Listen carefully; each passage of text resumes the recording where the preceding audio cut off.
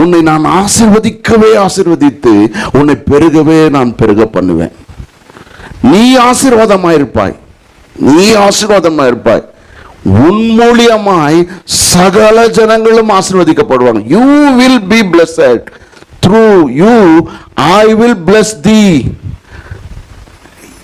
நீ எப்படி இருக்கணும்னா, பின்னால இருக்கிற லிஸ்ட்ல இருந்து ஆசீர்வாதத்தை வாங்குறவனா இருக்க கூடாது. என் தேவன் என்னை சம்பூரணமாய் ஆசீர்வதித்திருக்கிறார். I will blessed and I will bless. My blessing will go through me to other nations.